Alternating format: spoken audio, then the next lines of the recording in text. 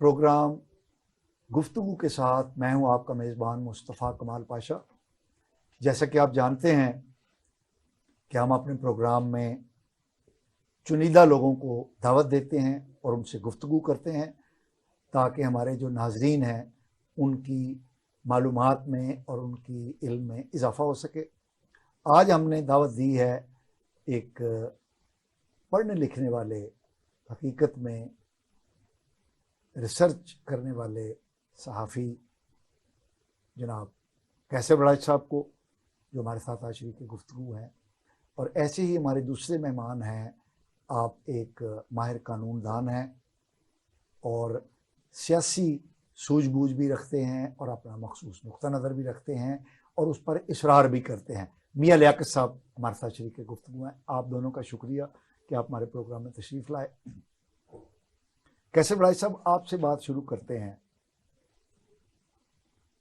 14 अगस्त 1947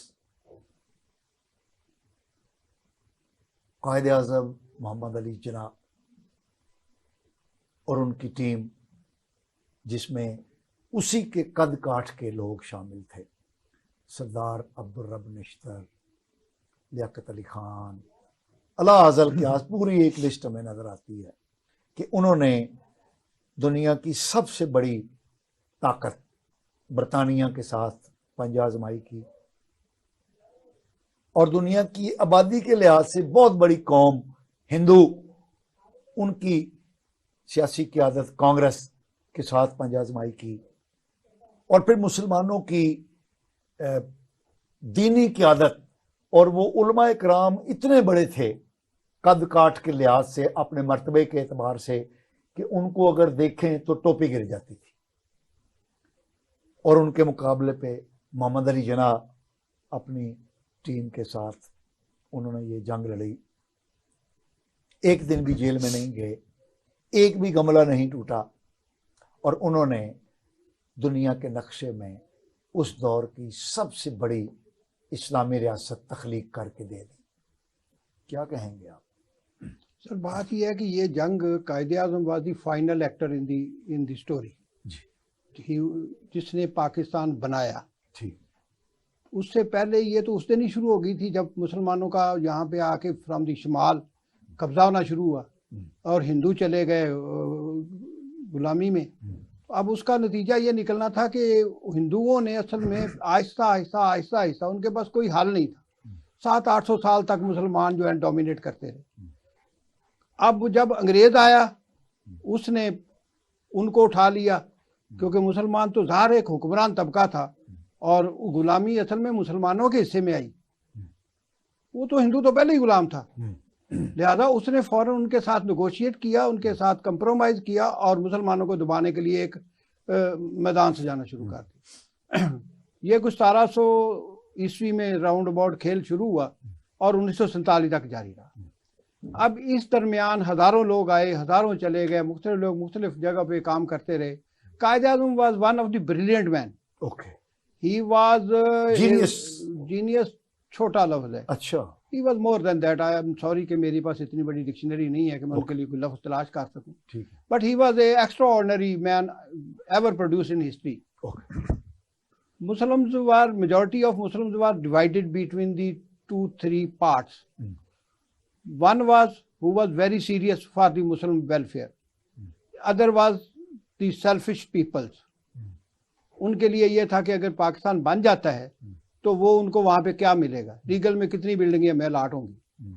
तीसरा तबका था सेल्फलेस लोगों का, खुद जो बेचारे लड़ रहे थे इसलिए कि हमारा मजहब जो है इट इज एट स्टेक, खतरे में। अब उसके लिए उनके पास कोई रहनुमाई थी, जो आता था वो दिहाड़ी लगाता था और चला जाता था। लेकिन कायदे आज़म एक ऐसा बंदा था कि जिसके पास जिसे शायद दौलत की जरूरत नहीं थी, हिस्ट्री ने उसे चुन लिया था। वो तारीख का एक वर्क बन गया और उसे कोई दुनियावी लालच नहीं था। अमीर तरीन बंदा था, जाते वक्त पंजाब यूनिवर्सिटी के लिए अपनी सारी ज़मीन दे गया। इस तरह की हज़ारों उनकी जो रफाई काम है उसका हिस्सा है। फादर उसका बैंक उस ज़माने में ओन करता था जब शायद मुसलमानों में चंद लोग होंगे जिनके पास को पैसे होंगे। सो कायदे आज़म की नीड जो है वो थी अपनी कौम की वेलफेयर। और कौम से मुराद मेरा मतलब है मुस्लिम्स, लेकिन ये हमारी इंतहाई बदकिस्मती थी कि जिंदगी ने उन्हें मोहलत ना दी, ताकि वो जो मुल्क जो उन्होंने उनके आज़ाद कराया था, जो जिस उनके जिन मकासद के तहत आज़ाद कराया था, उसकी वो जो उनके दरमियान में उसका ब्लूप्रिंट था उनके दिमाग में ओके कि मैंने करना क्या है, ठीक है। ये जब पाकिस्तान बन जाएगा तो आगे क्या है, वो ब्लूप्रिंट उनके साथ ही दफन हो गया। मियाँ साहब, कैसर बड़ाई साहब ने बड़ी खूबसूरत बातें बताई हैं कि कायद आज़म की ज़िंदगी ने वफा नहीं की और पाकिस्तान बनने के फ़ौरन बाद ही वो इस दुनिया से रुखसत हो गए, और उनके जहन में जो पाकिस्तान के हवाले से ब्लूप्रिंट था, जो एक नक्शा था कि ये मुल्क कैसा होगा, इसका दस्तूर क्या होगा, इसका कानून क्या होगा, इसमें लोग कैसे ज़िंदगी गुजारेंगे, इसमें अक़लियतों का क्या मकाम होगा, ब्ला ब्ला ब्ला, वो इम्प्लीमेंट नहीं कर सके। आप इस बात पर रोशनी डाल सकते हैं कि कायद आज़म ने कैसा पाकिस्तान देखा था, जिसका जिक्र कैसर बड़ाई सबसे साहब ने? पहले तो पाशा साहब मैं ममनून हूँ कि आपने बड़े खूबसूरत अपने इंट्रो में अल्फाज चुने कि नो डाउट, इसमें कोई शक नहीं कि कद काट के लिहाज से कायद आज़म और अल्लामा इकबाल इनके लेवल का, इनके कद काट का कोई बंदा उस वक्त था ही नहीं। और फिर इनके जो साथी थे जिनका आपने नाम लिया, लियाकत अली खान और सरदार सरदार अब्दुल रब अब्दुल निश्तर और बेशुमार लोग, पूरी पूरी टीम इनकी, ये सारी बेलौस टीम थी, ठीक है। और उनके साथ उस वक्त आपने जैसे गिनवा दिया कि 2-4 तबके थे, एक उलमा थे, एक उस वक्त की बहुत बड़ी पावर, दुनिया की सबसे बड़ी ताकत बरतानिया, जिसको कहते हैं कि सूरज नहीं गरूब गुरूब होता, होता था उनके साथ। ठीक है। उन सबको शिकस्त देकर पाकिस्तान को लीगल तरीके से फाइट करना, यानी वही एक बड़ी दिन भी जेल वो नहीं मैं गए। आपके अल्फाज पे गौर कर रहा था, बड़े ही खूबसूरत आपने कि एक गमला नहीं टूटा, वो मतलब लोगों को जाने देनी पड़ी, लेकिन वो एक था, एक स्टेज थी, स्टेज लॉलेसनेस नहीं की उन्होंने अपने लेवल पे ये नहीं कहा कैसे करें। और वो बंदा कायदे आज़म वो था जिसने पहले शुरू से अपने ऑफिस पैदल भी जाता रहा, लेकिन एक टाइम पे अल्लाह ताला ने फिर ये लेवल आ गया था कि उनकी फीस कोई बंदा अफोर्ड करता था, जिनसे वो बरतानिया में उनको बुलाया जाता था मुकदमे लड़ने के लिए। अल्लाह ने वो ब्रेन था, वो ब्रेन, जैसे कि वड़ाई साहब ने कहा कि ऐसे लोग चीदा इंटेलिजेंस तो आम वर्ड है, जैसे हम कह सकते हैं ये खुदादाद शख्सियतें होती हैं जिनको अल्लाह ताला अपने चुनता है कुछ काम करने के, चुनता है। वो चुने गए थे पाकिस्तान को बनाने के लिए, लेकिन वही बात जो आपने सवाल पूछा है, वो जो उनका ख्वाब था अधूरा रह गया। उनका ख्वाब तो यही था ना जिसके लिए हमने ये नारा मारा था, पाकिस्तान का मतलब क्या, ला इलाहा इल्लल्लाह। कम से कम हमारे यहाँ वो जो देख रहे थे कि मुसलमानों की वेल बीइंग, ना कि हम उस स्टेज से भी नीचे चले जाएं जो उस वक्त थे। देखिए उस वक्त कभी आपको ये नहीं होगा कि किसी गरीब के साथ नाइंसाफी हो रही हो, वहाँ बेशक वो अंग्रेज का राज था, लेकिन उस वक्त ये सूरत हाल थी कि आपको कानून की हुक्मरानी थी और आपको डिलीवर होता था, लॉ एंड ऑर्डर कंट्रोल था, उन्होंने किसी की मजाल नहीं थी, ठीक है। इक्का दुक्का दूर दराज इलाकों में तो सोर्शें होती रहती हैं या छोटी मोटी बगावतें चलती रहती हैं, लेकिन ओवरऑल, लेकिन अगर इनको ज़िंदगी वफा कर जाती, उनके फरमान ही हमारे लिए। लेकिन वैसे ये हमारी कौम तो ऐसी है कि अगर वो ज़्यादा देर रह जाते तो हमने पहले भी कोई उनके साथ अच्छा सलूक नहीं किया, एंड पे पता नहीं हम क्या करते। लेकिन वैसे वो बात कर रहे थे ब्लूप्रिंट की, हमने उनसे एंड पे वही सलूक किया जो अब हो रहा है, जो हम मेरा ख्याल है कि पहले ब्लूप्रिंट की बात कर रहे हैं जिसका आपने जिक्र किया। उसमें यही ब्लूप्रिंट जो था ना, वो यही था कि हर अदारा अपनी हदूद में रह के, उनका तो यही देखे ना, 3 इत्तेहाद, ईमान, तंजीम, ये उनके जो मतलब बेसिक रूल थे कि मेहनती इंसान थे वो, उन्होंने किसी के लिए सिफारिश नहीं की। उनका तो सिफारिश कल्चर और करप्शन का मतलब ये ब्लूप्रिंट ही हम अपनी ज़िंदगी में अपना लेना। अभी हमारी गवर्नमेंट, सिटिंग गवर्नमेंट, कोई भी जो भी आ रही है, इर्रिस्पेक्ट ऑफ द पार्टी, कोई भी सिटिंग गवर्नमेंट अगर उनकी इन फरमुदात और उनके इन अकवाल को कि वो करप्शन फ्री सोसाइटी चाहते थे, किसी इदारे में ना चले, और ना खुद उन्होंने किसी की आज तक सिफारिश की। आपको वो वाकया तो याद होगा जो नर्स ने कहा था कि मेरी ट्रांसफर मैं पंजाब से हूँ, तो वो उन्होंने कहा बेटा ये तो मैं नहीं कर नहीं सकता, मैं नहीं कर सकता।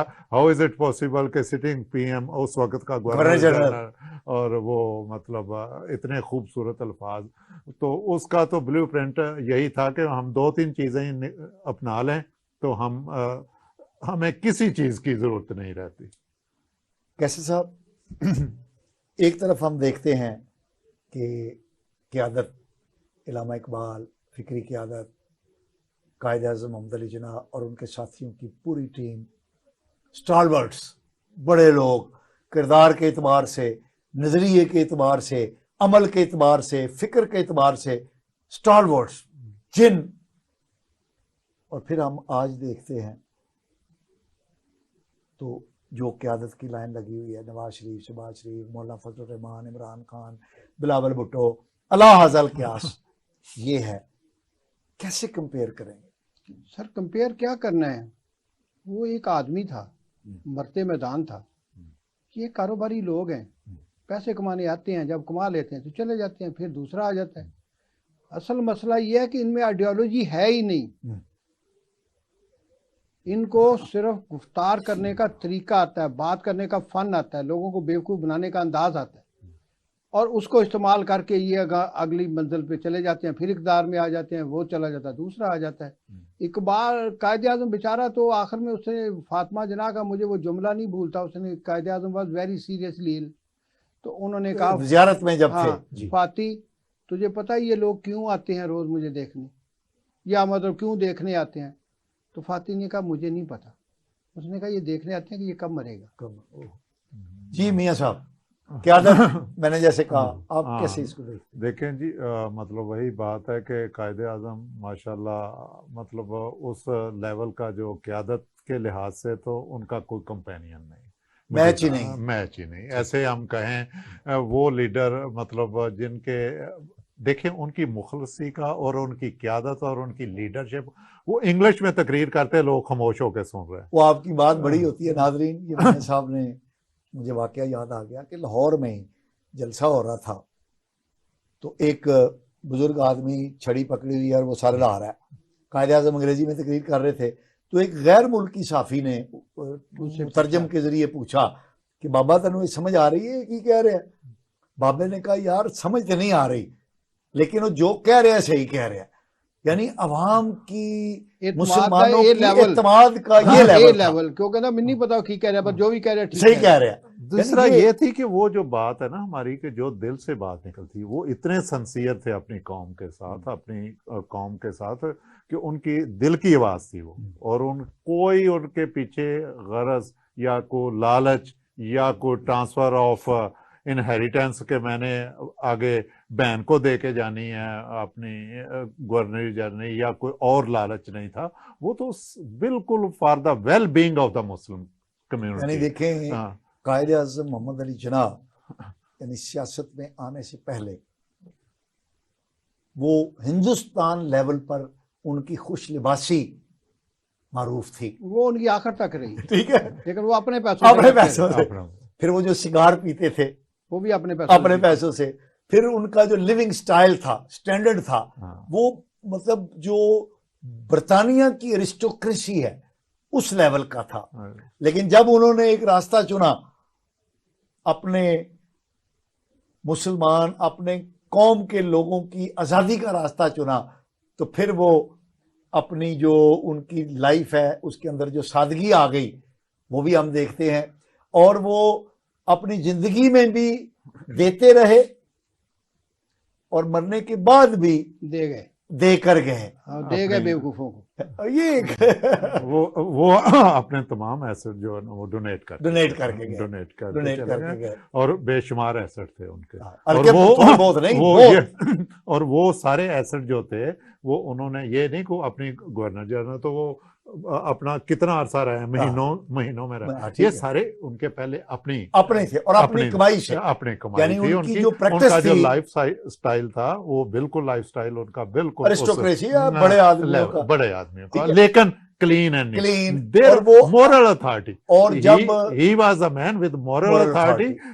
वही जो आपने बात की कि बाबा तेनू समझ आउंदी कि नहीं, हाँ। उन्हें क्या मनु ने पता तो नहीं की कह रहा, बट जो कह रहा है किसी का सही कह रहा है। सच कह रहा है। कैसर साहब, हम बात कर रहे थे, मियां साहब बता रहे थे कि वो उनकी अपनी कमाई और उनका लाइफस्टाइल उससे था। तो यानी उस जमाने में शायद कितने लोग होंगे हिंदुस्तान में जिनको बरतानिया में लोग बुलाया करते थे अपने केस की पैरवी करने के लिए, तो कायदे Azam was one of them. तो आप अंदाजा लगाए ना कितनी आमदनी होगी कि जिस बंदे को बर्रे सगीर से हायर करके बरतानिया केस की पैरवी करने के लिए बुलाया जाता है, तो उसकी फीस क्या होगी, उसका स्टैंडर्ड क्या होगा और उसकी इमारत क्या होगी। सर मसला ये नहीं है, कायदे आजम को उन्होंने कहा 1500 रुपए में मजिस्ट्रेट लग, ही रिफ्यूज, उसने कहा इतने पैसे मैं दिन में एक पेशी के लेता हूँ। बड़ा and he was so honest अपनी जो उसकी थी वकालत कि एक बंदा उनके पास आया और उसने कहा कि मेरा केस लड़ो, तो उन्होंने उससे कोई फीस ली। वो केस खुशकिस्मती से 2 या 3 पेशियों में खत्म हो गया।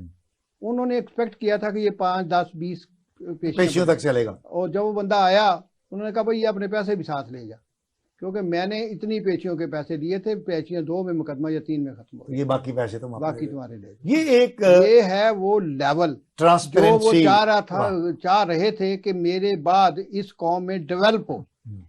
इखलाकियात वो चाह रहे थे कि हमारी कौम में जिस तरह उनके ऊपर था कि उनमें उनकी इखलाकियात का लेवल बहुत हाई था। देखें कभी कोई उनकी कोई बंदा पॉइंट आउट कर दे, आखिर हिंदुओं के साथ हो रहे हैं, कांग्रेस में रहे हैं, कि कोई उनके वीक पॉइंट्स होते हैं जो आज तक 100 बार उन्होंने लिख चुके हैं। ठीक है, ये आपको और पता है, गैर मुल्कियों ने उनकी लाइफ पर लिखा है जो कुछ हिंदुओं ने जो कुछ लिखा है ना, सब कुछ वो कहते रहे, उनकी बातें जो भी हिंदू कहते हैं, लेकिन उसमें उनकी ईमानदारी, इखलाक, उनकी इखलाक उस पर वो अर्फ नहीं ला सके, और जो moral values of the international world है उस पे उन पे किसी को कोई इतराज खरीदा नहीं जा सका जी। कायदे आजम को बड़ी कोशिश थी, गोरों की भी और हिंदुओं की लालों की भी, लाले के साहब लंबी बात नहीं करनी, मुझे मालूम है कि इस मौजू पर आपके पास बहुत बातें होंगी, आपके पास भी है। मुख्तसर जवाब देना है आपने कि ये जो इकबाल ने सोचा, जिन्ना ने विजुलाइज किया, जिन्ना के जहन में जो ब्लूप्रिंट था इस मुल्क के लिए, क्या वो आने वाली क़यादत ने इम्प्लीमेंट किया? नहीं। एक सेकंड, और अगर नहीं किया तो उसकी वजह क्या है, मुख्तसर बताइएगा। अब पता नहीं आपको बात अच्छी लगे कि बुरी लगे, बात इतनी सी है कि कायदे आज़म ने कहा था मेरी जेब में खोटे सिक्के। ये खोटे सिक्के वो खुदगर्ज लोग होते हैं जो किसी क्राइसिस का फायदा उठाते। ठीक है, पाकिस्तान बन गया, पाकिस्तान बनने के बाद ये सारे क्लेम लेके फिरने शुरू हो गए। जिन्होंने इस मुल्क को डेवलप करना था, उसे एक पाथ देना था for their survival, for democratic way of life और the Islamic way of life. लोग तो नारा लगाते रहे पाकिस्तान का मतलब क्या, ला इलाहा इल्लल्लाह। जो बाकी बच गए लिविंग फ्यू, मैं सबका नहीं नाम, सबको नहीं उस लिस्ट में शामिल कर रहा, लेकिन अक्सरियत लिविंग फ्यू, अक्सरियत की जो है ना वो खुदगर्ज लोग थे। उन्होंने कहा छड्डो परा, बाबा जी फौत हो गए थे, गल खत्म। हुन अब ये मसला है कि हम जितना लूट सकते हैं लूट लें, अपनी जायदादें बना लें, अपने को एस्टेब्लिश कर लें। तो दूसरी वजह यह थी कि वेस्ट नहीं चाह रहा था कि यहाँ इस्लाम लगे। वो जो नारा था कि पाकिस्तान का मतलब क्या, ला इलाहा इल्लल्लाह, वो यूरोप समझ रहा था कि ये सिर्फ लोगों को एक्सप्लॉइट करने के लिए, लेकिन इसको एक्सप्लॉइट इस तरह करना है कि लोग ये भी समझे कि यहाँ इस्लाम आ रहा है, लेकिन इस्लाम ना आए, क्योंकि इस्लाम ही मौत है दूसरों की। कैसे साहब, क्या वजह है कि इस 75-76 सालों में हमारा आयन 3 दसातीर जो बने हैं वो तकरीबन, और जो 73 का कानून अब चल रहा है, ये 100% इसकी डायरेक्शन क्लियर है कि इस मुल्क का दस्तूर इस्लामी है, कुरान और सुन्नत के मुताबिक है। नहीं, सिर्फ कुरान और सुन्नत लिखा हुआ है उसके ऊपर।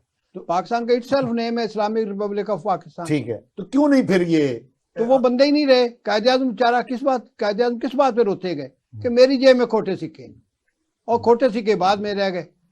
और उन्होंने उसके बाद अमेरिका को हमारी ज़रूरत पड़ गई रशिया को दबाने के लिए, और फिर हमने वो लोग नहीं मान रहे थे जो उस ज़माने में बरसे इक़्तिदार होंगे, उन्होंने फिर मार्शल ले आए, अयूब खान साहब आ गए। ये सिलसिला फिर अयूब खान साहब को अपने सर्वाइवल के लिए ऐसे लोगों की ज़रूरत थी जो उनकी हाँ में आम लाते हुए, वो बेटी सिस्टम ले आए, उसमें उन्होंने अपनी मर्जी के लोग पैदा भर्ती कर लिए, उनकी आगे नस्लें अगली नस्ल तक वजीर रही। जो जब वो बूढ़े होकर मरने लगे तो उसके बाद एक और मार्शल आ गई, जनरल दया ने गैर अपना पार्टी इलेक्शन करवा दिए, नॉन पार्टी, फिर उन्होंने ऐसे ग्रुप इकट्ठे कर लिए जो जिनके लिए सिर्फ पैसा, इज्जत, शोहरत, गाड़ी के आगे बोलते हारन जरूरी थे। ये मुल्क जरूरी नहीं था, ये मुल्क जरूरी नहीं था कि कोई वेलफेयर जरूरत नहीं थी। हम लोगों की जंगें लड़ते रहे, हमें क्या जरूरत थी जाकर रशिया की जंग के खिलाफ जंग लड़ने की, हमें क्या जरूरत थी अमेरिका के साथ मिलकर तालिबान के साथ जंग लड़ने की। हमने 85,000 बंदा शहीद करवा लिया और 1.5 अरब के लगभग डॉलर के लगभग हमने पैसे ज़ाया कर दिए। वो अब भूख आ गई उसकी, जब लोगों ने हम अपना काम पूरा कर लिया वो चले गए, हमारे पास वो भूख नंग आ गई जिससे हम आज नंबर आजमा है। जी मियां साहब, सर ये कायदे आज़म का ख्वाब क्यों नहीं पूरा हो सका? उसकी वजह एक ही है, लीडरशिप, गवर्नेंस हमारी बड़ी पुअर गवर्नेंस रही है। लीडरशिप लोगों के अखलाकियात से आती है, लैक ऑफ लीडरशिप है हमारे यहाँ। और उस लेवल के हमें जो कायदे आज़म का मिशन था, विजन था, या जिस नारे पे ये मुल्क बना, पाकिस्तान का मतलब क्या है, ला इलाहा इल्लल्लाह, हम कुछ भी ना करते, सिर्फ अपनी अखलाकियात, कहते हैं ना कि नमाज, रोज़ा, हज, ज़कात, ये हम निकाल दें, चले मखसूस उसका फायदा मुझे, हमें अखलाकियात तो कम से कम मोरालिटी उस लेवल पे लानी चाहिए, जो कि सबसे बड़ा ज़हर कातिल है हमारी करप्शन। और हमारी ये गुफ्तगू जारी रहेगी। हम एक शॉर्ट ब्रेक पर जा रहे हैं, हमारे साथ रहिए।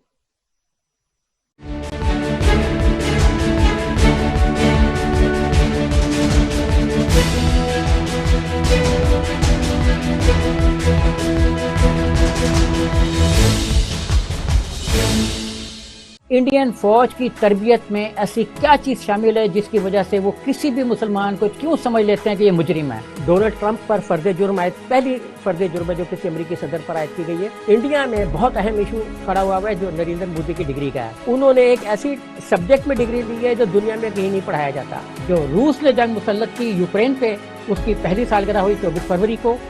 देखते रहिए आलमी मालूमात, खबरें, तज्जिए एक मुनफरिद अंदाज में सुहेब मरगूब के साथ स्पेशल टीवी पर। नाज़रीन, वेलकम बैक। मियां साहब, हम जिस मकाम पर अब खड़े हैं, हमारी मईशत, हमारी मुआशरत, हमारी सियासत बिला शक व शुबा अच्छे हालात से नहीं गुजर रही। हम क्राइसिस कंट्री हैं, क्राइसिस नेशन है, और तान जो आके टूट रही है सबकी, वो ये है कि जी के इलेक्शन होंगे, फ्रेश मैंडेट आएगा तो बेहतरी आनी शुरू हो जाएगी। और अब 9 अगस्त को वज़ीर आज़म साहब ने ऐलान भी कर दिया है कि हम चले जाएंगे मरकज़ में, और 2 बाकी सूबों में, सिंध में और बलूचिस्तान में भी केयर टेकर गवर्नमेंट आ जाएंगी, और फिर वैर इलेक्शन होने होंगे। आप क्या समझते हैं कि इलेक्शन के नतीजे में कुछ बेहतरी की तवक्को की जा सकेगी? पाशा साहब देखें, ये एक एस्टेब्लिश फैक्ट है कि हमेशा जिन सोसाइटीज़ में पहले मुआशरा जो सेटल होता है, वहाँ सियासी जो कवानीन है या जो लोगों की क़यादत है उनकी अमंगों के मुताबिक आती है, तो लोग मुतमईन होते हैं। और जब लोग मुतमईन होते हैं किसी सोसाइटी अपने हुक्मरानों से, तो उस वक्त वहाँ बेहतरी के चांसेस होते हैं। लेकिन जो कुछ हमारे यहाँ कहा जा रहा है कि पहले इलेक्शन हो लेने दें, ये इसमें कोई फैक्ट मतलब वो कंट्राडिक्शन नहीं है कि मईशत को सपोर्ट करने के लिए या उसको स्टेबल करने के लिए पहले आपकी पॉलिटिक्स स्ट्रीमलाइन होनी चाहिए और वहाँ पे हालात बिल्कुल साजगार और बिल्कुल स्टेबल होने, फिर ही मईशत आगे बढ़े। लेकिन हमारे यहाँ पहले भी यही होता है, अभी भी ऐसा ही होता नजर आ रहा है कि वो कुव्वतें जो किसी को नजर नहीं आती वो हमेशा अपना किरदार अदा करती रही हैं गवर्नमेंटों के बनाने में, गिराने में और उनको चलाने में। वो अब समझते हैं वो हाथ जब तक हटेगा नहीं। और खुद साख्ता जो है गवर्नमेंट, हमारा सियासी स्ट्रक्चर वो खुद आए, जिसको लोग चुने फितरी तौर पर जो होना चाहिए, लोगों का नुमाइंदा, फिर देखें और उनमें अल्लाह करे हमारे नसीब अच्छे हों कि हमें अच्छे लीडरान, उनमें अच्छे कुछ वज़रा मिल जाएं, स्पेशली हमारे जो FM फाइनेंस मिनिस्टर है वो लोग अच्छे आ जाएं तो हमारे पास को रास्ता है। अदरवाइज तो हम जो आपने वर्ड यूज़ किया है कि क्राइसिस, हमारे पास इस वक्त तमाम क्राइसिस हमारी एक ही टोकरी में मौजूद हैं, मुआशरत का भी, मुआशरत का भी और अखलाकियात का भी। आपको पता है कि मौजूदा सियासत इस मतलब स्टेज पे है कि हम एक दूसरे को गाली गलोच और एक दूसरे को मतलब पर्सनल रिवेंज, हालांकि पॉलिटिक्स तो इतनी खूबसूरत चीज थी कि इसमें तो लोग अपने नुक्ता नजर के लिए लड़ते थे। और ये जो सियासत है वो इम्कानात का खेल होता है, लेकिन यहाँ पर तो कैसे बड़ाई साहब, मियां लियाकत साहब ने बड़ी खूबसूरत बातें कही हैं, आप क्या कहते हैं? सर मेरा तो एक ही नुक्ता नज़र है कि पहले एक आज़ाद खुद मुख्तार पाकिस्तान होना चाहिए, टोटली इंडिपेंडेंट नेशन। उसके बाद माशरत उसके साथ वाबस्ता है। पहले ये हम गौर कर लें कि क्या हम एक आज़ाद खुद मुख्तार मुल्क हैं जो कायदे आज़म ने हमें दिया था। तो मेरा ख्याल है कि 73 साल या 75 साल के बाद जवाब नफी में हमें बहुत सारे अकाउंट से पूछना पड़ता है, इंटरनल आकाश और एक्सटर्नल आकाश, कि अब हमने क्या कर। जब हम उनसे पूछेंगे तो वो तो अपने इंटरेस्ट के लिए काम करेंगे, जो उनके इंटरेस्ट है, उसको हमारी नेशन में क्या इंटरेस्ट है। यानी बुनियादी तौर पर आप कहना ये चाहते हैं कि जबकि हमारी मईशत जो है वो आलमी कर्जों पर और अंदरूनी कर्जों पर चल रही हो, हाँ, जब हमारे पैसे ही नहीं है हमारे पास तो हमने क्या तरक्की करनी है? क्या करेंगे? जाहिर है IMF, वर्ल्ड बैंक, अमेरिका, बरतानिया, यूरोपीय ममालिक जो भी हैं, लंदन क्लब, पेरिस क्लब, इन सब से हम जब कर्ज लेते हैं तो जाहिर है हम जो पॉलिसियां तरतीब देंगे वो उनकी पॉलिसियां होंगी जो उनके इंटरेस्ट खिते के होंगे। हमारे इंटरेस्ट उनके लिए वाइटल नहीं होते, ना वो इम्पोर्टेंट होते हैं, ना वो उस पर काम करते हैं। उन्हें तो अपने इंटरेस्ट है कि उन्होंने क्या करना है। अगर उन्होंने आज तालिबान के साथ जंग छेड़नी है तो हमें बहुत पैसे दे देंगे वो, और बहुत सारे मुल्कों से हमें और भी दिलवा देंगे, ताकि हम फ्रंट लाइन पे जाके उनकी जंग को लड़ें, जिनको गल्फ स्ट्रीट कहा जाता है। मैं पिछले दिनों एक मजमून पढ़ा था कि अमेरिका जो है वो यूक्रेनियन पीपल्स को एज ए कैनन फॉडर इस्तेमाल कर रहा है, चारे के तौर पे। चारा जो मकतूल चारा है, जो बंदे मारे जाए, कैनन फॉडर होता है बंदूकों से मरने वाले लोग, ठीक है, जो वो अपने बंदे नहीं मरवाना चाहता, उसने उनको पैसे दे दिए कि लड़ो ताकि रूस को नाकाम रियासत बना दिया जाए। नाकाम रियासत नहीं, रूस को वीक कर दिया जाए। वो नाकाम रियासत नहीं हो सकती क्योंकि उसके पास ऑयल है, उसके पास अदर डिपॉजिट्स हैं, उसके पास बहुत बड़ा गैस का डिपॉजिट है, ठीक है, और वो, और फिर उसके पास एटॉमिक एनर्जी है। वो तो वैसे ही बेचारा पता नहीं किन हालात में वो पाक मुसलमानों का मारा हुआ इस हाल तक पहुंच गया। वो एक छोटा मुल्क नहीं है और ना उसे एक कोई गैर हकीकी मुल्क समझा जाना चाहिए। वो एक पावर है और वो वक्त के साथ उसे उन्होंने कमजोर कर दिया, लेकिन now is again at the door. यानी आप ये कहना चाह रहे हैं कि ये जो इस वक्त बात चल रही है कि इलेक्शन होंगे तो बेहतरी आएगी, तो हम कोई बेहतरी नहीं आएगी, सिर्फ चेहरे बदल जाएंगे। जब तक आका नहीं पीछे बदलेंगे, जब कठपुतलियों को हिलाने वाले जो पीछे फनकार बैठे हुए हैं, पुतली को तो वो नचाता है, पुतली खुद तो नहीं नाचती। वो जब तक हम उससे आजाद नहीं हो जाते, हमको हमारे मुल्क में कोई तरक्की नहीं। अच्छा कैसर साहब, ब्लूमबर्ग की एक रिपोर्ट शाया हुई है, आज वो हमारे नेशनल प्रेस में भी छपी है, कि पाकिस्तान के अवाम चाहते हैं कि नई जो मरदमशुमारी हुई है उसके मुताबिक आम इंतखाबात हों, और मरदमशुमारी नई के मुताबिक अगर इलेक्शन होंगे तो हमारे पास जो 90 दिन का टाइम है उसमें तो ये होने मुमकिन नज़र नहीं आ रहे। तो आइन का तकाजा तो ये है कि क्योंकि असम्बली जो है वो अपनी मुकर्रर मुद्दत से कुछ दिन पहले तहलील हो रही है, टूट रही है, तो ये 90 दिन में होने हैं इलेक्शन। तो अगर नई वोटर अपने मरदमशुमारी को लिया जाए तो अभी हल्का बंदियाँ होनी हैं, वोटर लिस्ट बननी है, फिर कहीं जाकर इंतखाब होने हैं।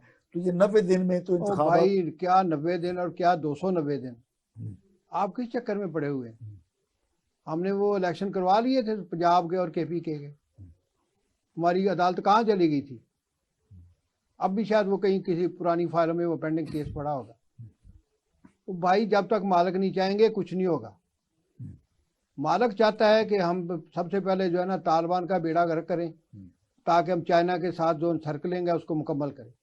अमेरिका असल चाइना के गिर्द घेरा डालने की कोशिश कर, उसने अब उसके लिए अब उसको यहाँ भी एक ऐसी हुकूमत चाहिए जो खाने पीने में ठीक हो, अनपढ़ किस्म के लोग हों, ना उनके कोई नज़रियात हों। जब ज़रा सख्त वक्त आया तो बरतानिया भाग गए, जब सख्त वक्त आया तो दुबई चले गए। अब मसला ये है कि वो चाइना को सर्कल जब तक वो नहीं करेगा, ये बात एक बफर स्टेट दरमियान में आ गई तालिबान। अब उसको एक टाइम चाहिए यहाँ पे अपना हल्का असर बिल्ड करने के लिए अमेरिका को। ओके। क्योंकि एंटी जो अमेरिकन यहाँ पे रुझान है वो हमारी यूथ में मैक्सिमम है। क्योंकि ना उन्हें नौकरियां मिल रही हैं, ना उन्हें कोई काम मिल रहा है, ना वो कुछ कर रहे हैं। माँ कहती है पुत्र जा काम कर, मैं तो तेरा प्यो तो बुढ़ा हो गया, रिटायर हो गया, कितों लियावे पैसे। वो बेचारा रुलदा रुलदा शाम को घर आ जाता है, नौकरी नहीं मिलती है ही। अब मसला यह है कि जब तक हम अपनी फॉरेन पॉलिसी को आज़ाद नहीं करते, कोई हम तरक्की नहीं कर सकते, चाहे वो माशियत की हो, चाहे वो इंटरनेशनल रिलेशनिंग की हो, चाहे वो दूसरों से कर्जा लेने की हो या कर्जा वापस करने की हो। सारा कर्जा तो हमारा खजाने में जितना पैसा पड़ा हुआ है इस वक्त, वो या सऊदी अरब का है, या दुबई का है, या चाइना का है, या IMF का, ये अब अरब या 1.5 अरब आ गया। और उसके बाद बाकी हमारे इंटरनल बैंकों का लोन है जो पाकिस्तान के मकामी बैंक है, वो भी बराबर है उसके।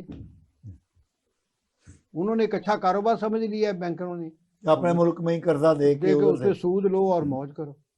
मियां साहब, इंतखाबात, ब्लूमबर्ग की रिपोर्ट, नई इंतखाबी फरिश्तें, क्या देख रहे हैं आप? यकीनी तखीर है जी, यकीनी तखीर है। ज़ाहिर है यानी 90 दिन में नहीं होने वाले। मुश्तरका मफादात काउंसिल में ये पास हो गया है कि नई हल्का बंदियों के तहत ही होगा, नई मरदमशुमारी के तहत होगा। और नई मरदमशुमारी के तहत आपके इलेक्शन कमीशन को हल्का बंदियाँ करनी है, उसके लिए टाइम चाहिए। वो अब डिपेंड करता है कि जो लोग चाह रहे हैं, जिनका मकसद ये था कि इसको तख़ीर किया जाए, वो उनके क्या मकासद हैं, वो उनके 6 माह में पूरे होते हैं या उससे भी ज़्यादा। और जैसा कि हम सुन रहे हैं कि अब देखें, अब फाइनेंस मिनिस्टर कह रहे हैं जी को अच्छा इस टाइप का बंदा हो जो आपका केयर टेकर प्राइम मिनिस्टर हो, तो वो जैसे हफीज शेख पे आजकल बड़ी, बाकी लोग तो पीछे निकल गए हैं। डॉक्टर इशरत हुसैन का नाम भी आ रहा है। नहीं, वो आउट हो गया। वो आउट हो गया। एक हफीज शेख है अभी तक। अब हफीज शेख है। हफीज शेख और एक्स को मतलब सुप्रीम कोर्ट के जज भी हैं। वो कौन हो सकते हैं? पहले तो रमदे साहब का नाम आया था, रमदे साहब का नाम आया था। अब तो देखें, अब नाम नहीं वो इंडिकेट हो रहा, लेकिन हफीज शेख का नाम चल रहा है, जिस पे आपकी एस्टेब्लिशमेंट काफ़ी हद तक सेटिस्फाई है कि ये मतलब चूँकि ऑलरेडी फाइनेंस मिनिस्टर तीनों अदवार में रह चुके हैं, सारे अदवार में, जब भी कभी ज़रूरत पड़ी जी बुला लो उनको, तो वो भी आके। कैसे साहब, मियां साहब ने तो बड़ा खुलखुला के बात कर रही। नहीं तो बात है ही खुलखुला के कि जब तक आका आके बैठेगा नहीं तो गुलाम क्या करेंगे। We are beggars not choosers. ठीक है, ये अगर जो मैं उसको बहुत नालायक आदमी समझता हूँ जिसने जुमला कहा, लेकिन उसने जुमला सही कहा। वही कायदे आज़म वाली मिसाल है कि क्या कह कौन रहा है। मैं तो, मुझे जुबान की समझ नहीं लग रही, लेकिन कह कौन रहा है, मैं उस पर गौर कर। अच्छा, हम क्योंकि प्रोग्राम के इंतहा की तरफ बढ़ रहे हैं, आप हमें बताइए कि इस डार्क एज में, नाउमीदी के दौर में, आप जो हमारी यूथ है, जो नई मरदमशुमारी के मुताबिक 63% के करीब है, उसको क्या पैगाम देना चाहें? नहीं है ना उम्मीद इकबाल अपनी कश्ते वीरां से, जरा नम हो तो ये मिट्टी बड़ी जरखेज है साथ। थोड़ा सा एक्सप्लेन कीजिए इसे। मसला ये है कि अब या तो हम बढ़ रहे हैं टुवर्ड्स एक टोटल बद इंतजामी और कोलैप्स की तरफ। नाइंसाफी की तरफ, जिसका अल्टीमेट रद्द अमल वही होता है जो तालिबान का हो। ओके। तालिबान पे जब अमेरिका ने कब्जा कर लिया, उसके खिलाफ वो शुरू हो गए, और अब उसका रद्द अमल ये आया कि वो उससे ज्यादा सख्त हो गए। अब जो यहाँ की यूथ है, अगर उन्हें प्रॉपर तरीके से ना काबू किया गया, डायरेक्शन ना दी गई और उनके उनको लिए पॉजिटिव कामों में ना लगाया गया, और उनको ना शामिल किया गया दुनिया के पाकिस्तान के मसाइल हल करने में, और पाकिस्तान का जो वे ऑफ पॉलिटिक्स है उसमें उनका एक रोल होने के, तो नतीजा ये होगा कि जब पानी बढ़ जाता है तो दरिया के बंद टूट जाते हैं। फिर कोई नहीं बता सकता कि दरिया का पानी कहाँ जाएगा, किधर मार करेगा, कहाँ तक जाएगा, कहाँ तक। मियां साहब। बिल्कुल जी, ये मतलब ना उम्मीदी तो कभी भी नहीं इंसान को अपनी सोच में लानी चाहिए। सोसाइटियाँ इससे भी बड़े बुरे अदवार से गुजरी हैं और तरक्की हमेशा ऐसे ही होती है। हमारी यंग जो जनरेशन है उसको हमारा मैसेज तो यही है, या जो मैसेज हम तो इस काबिल नहीं हैं, लेकिन उनको इस चीज़ से अखज़ करना चाहिए। ये जो भी सियासी गवर्नमेंट आए, इन लोगों को चाहिए, हमारे पास अभी हम अपने मुल्क में हमारी इंडस्ट्री इस काबिल नहीं है कि हम ये 63% जो शो कर रही रिफ्लेक्शन हो रही है हमारी 17 से लेके और 35 साल के दरमियान, इनको हमें चाहिए कि हम इनका आउटलेट जो है, इनको ड्रेन जो है ना बाहर को करें। मिडल ईस्ट में जितनी हमारे अपनी डेमोक्रेटिक या अपने डिप्लोमेटिक रिलेशन जितने भी हैं उनको बुरकार लाएं और इनको रोजगार वहां पर इनको आउटलेट दें कि आप उधर जाएं। यहाँ इनके लिए छोटे छोटे प्रोग्राम, छोटे 50,000 लाख लोन, जो गरीब आदमी ना जिसके पास कुछ, उसके लिए 50,000 लाख से भी काम चल जाता है। इनको ये काम दें और अच्छे की उम्मीद सोचनी चाहिए। ये हमेशा ये पाकिस्तान एक तो इसमें है, लोग कहते हैं ना कि मतलब ये ख़त्म हो जाएगा, टूट जाएगा, पोटेंशियल है इसके अंदर, पोटेंशियल है। ये देखें, बेसिकली एग्रीकल्चर कंट्री है। हर 100 किलोमीटर के बाद हमारा क्रॉपिंग पैटर्न बदल जाता है। यहाँ हमारे यहाँ गंदम हो रही होती है, कहीं जाएंगे आपको मटर मिल जाएगा, कहीं गन्ना हो रहा है। लिहाजा ये हम भूख से कभी नहीं मर सकते, ये कंफर्म बात है। हम कभी भूखे नहीं रह सकते, चाहे हमें कोई मुल्क खाद भी ना दे। हम सिंपल अपनी बीज को फेंक देंगे ना, जो वो भी उग जाएगा और वो उग जाएगा। हमारी इतनी फर्टाइल लैंड है, ठीक है। लेकिन सिर्फ हमने अगर लैंड पे ही रहना है तो हम दुनिया से बहुत पीछे रह जाएंगे। अगर हमने तरक्की करनी है, तरक्की पजीर या तरक्की याफ्ता ममालिक की साफ में आना है, तो हमें अपने जो यंग जनरेशन है उनके टैलेंट को हमें प्रोफेशनल लाइनों पे, टेक्निकल लाइनों पे, जो पढ़ सकता है ऐसे मास्टर डिग्री ना करवाएं। जो पढ़ सकता है वो पढ़े, अगली मतलब हायर क्लास एजुकेशन की तरफ जाए। जो दूसरा उसको प्रोफेशनल या छोटे लेवल की जो एजुकेशन दे के एग्रीकल्चर सेक्टर को ही आप पकड़ लें। छोटे छोटे रुमाल बना के बेचें, आपके तो वो ही नहीं मतलब। अच्छा, आखिरी सवाल जी। हमारे यहाँ आज की हमने जो गुफ्तगू की है उसमें एक बात खुलकर सामने आई है कि जितने मर्जी नामसाइद हालात हों, अगर क़यादत काबल, मुखलस, ध्यानदार, बाखलाक हो तो वो टर्न अराउंड दे सकती है। कैसे साहब? तस्सुबात से हटकर मैं ये बात आपसे पूछना चाह रहा हूँ। आपके तस्सुबात होंगे, ज़ाहिर आप यूनिवर्सिटियों में पढ़े हैं। क्या आपको इस वक्त नहीं लगता कि ये तमाम जो क्वालिटीज़ बयान हमने की हैं जो क़यादत में होनी चाहिए, वो जमात इस्लामी क्या ये क़यादत फराहम नहीं कर सकती? जमात इस्लामी कर तो सकती है। जमात इस्लामी वाहद पार्टी है जो डेमोक्रेटिक है। ओके। सबसे बड़ा जो उसका खूबी है ना, वो डेमोक्रेटिक। ओके। और डेमोक्रेसी हमारे मुल्क की बेसिक टूल है। ठीक है। जमात इस्लामी का दूसरा सबसे बड़ा ये खूबी है कि living few exceptions, Jamaat Islami ने कभी अपने बंदों को प्रमोट नहीं किया कि इसको डीसी लगवा दो, इसको वो लगवा दो, इसको वो लगवा दो। अब अंदर की सियासत का मुझे नहीं पता कि अंदर क्या होता है। जब मैं स्टूडेंट था तो ज़ाहिर है मैं उसके साथ ही था जमीयत की। लेकिन उस ज़माने में जमीयत टूट फूट का शिकार होना शुरू हो गई थी। असल में जमीयत या जमात इस्लामी को सबसे बड़ी मार पड़ी उस वक़्त जब अमरीकी पैसा था जो मुजाहिदीन के लिए जा रहा था, वो थ्रू जमात इस्लामी जाना शुरू हो गया। अच्छा, अब तो हम वो डिटेल में आप चले गए ना, लेकिन इस वक्त जो हमारे पास अवेलेबल पॉलिटिकल सब्सटेंस है, उसमें आप नहीं समझते कि जमात इस्लामी ही वाहिद ऑप्शन है? इसमें कोई शक नहीं है कि वाहिद ऑप्शन है। ओके, लेकिन फिर बात वही है कि मुल्क आज़ाद है, खुद मुख्तार है कि इसको चलने भी देंगे कि नहीं? हाँ। जी आने मियां भी- साहब। वही बात है वाली के, नो डाउट के इनके पास जो इनका रूट बेसिक रूट लेवल का स्ट्रक्चर है बड़ा क्लीन है, जैसे काबिल वड़ाई लोग साहब ने हैं, कहा। अच्छे लोग हैं, लेकिन इनके पास एक बहुत बड़ी प्रॉब्लम है, इनके पास वोट बैंक नहीं है। क्यों? वोट बैंक होगा तो लोग एक्चुअली इनकी जो रूट्स है ना वो बड़े मखसूस इलाकों तक है। अच्छा देखिए मियां साहब, मखसूस आपने लोगों बड़ी का। खूबसूरत बात कही।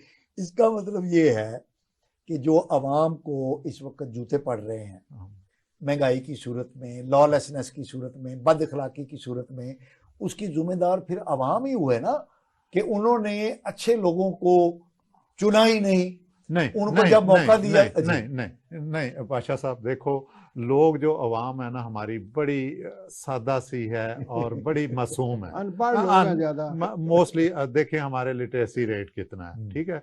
मैं इलाके का चौधरी हूँ, मैं 4 देगें पका के लोगों को बुला के खाना खिला के अपनी तकरीर सुना के हम ये करने जा रहे हैं, तो मैं अपने स्ट्रीट इंचार्ज या जो भी गांव का इंचार्ज उसको लगा के तो लोग उस तरफ चल पड़ते हैं। लिहाजा लोग बेचारे बेगुनाह हैं, लेकिन ये सारा रोल हमारी ऊपर वाले अच्छे लोग आ जाएं, ये जैसे जमात इस्लामी के लोग हैं, इनको चाहिए। देखें इन्होंने आपकी बार इन्होंने मेहनत की है, कराची में ले गए हैं कि नहीं? पहले भी इनके पास होता था, आपकी बार भी ले गए हुए थे। ये तो देखें बैड लक हुई कि वो पीटीआई वाला 9 मई का वाकया हो गया उनके, अदरवाइज तो मेरवाज कराची में जमात इस्लामी का शोर शाट था। बेसिकली कराची हो में गया था, जमात इस्लामी का ही ले गई हुई थी। वो तो पीटीआई लोग वाले ने तो पहले कह दिया था, उन्होंने कह दिया हमारा नेचुरल अलायंस ही इनके साथ। तो वो तो आपने बड़ी खूबसूरत बात कही कि देखिए जिस वक्त लोगों ने आज़ादाना माहौल में जमात इस्लामी के लोगों को अपना हक राय दही दिया, तो कराची के जब मेयर बने तो उस वक्त वो मेयर अब्दुल सत्तार अफगानी और वो दूसरे जो उनके मेयर आए, वो कहाँ से? नेमतुल्लाह साहब, एक्सीलेंट मैन, ठीक है, ईमानदार बंदा। तो वो लेकर कराची को उन्होंने एक वाकई मेट्रोपॉलिटन सिटी बना दिया। और फिर हमने देखा कि जब कराची पर दूसरे लोग मुसल्लत हुए तो उन्होंने कराची को कहाँ बना दिया। तो इस वाले से ये है कि अगर तब्दीली हकीकी लानी है तो अच्छे दयानतदार काबिल ट्रांसपेरेंट लोग लाने चाहिए, जैसा कि जमात इस्लामी के लोग हैं, तो इस मुल्क की तकदीर बदल सकती है। जनाब कैसर वड़ाइच साहब, जनाब मियां लियाकत साहब, आपका बहुत बहुत शुक्रिया कि आप हमारे प्रोग्राम में तशरीफ़ लाए और हमारे नाज़रीन को अपने ख़यालात आलिया से मुस्तफ़ीद फरमाया। नाज़रीन, अगले प्रोग्राम तक के लिए अपने मेज़बान मुस्तफ़ा कमाल पाशा को इजाज़त दीजिए। अल्लाह ने के बाद।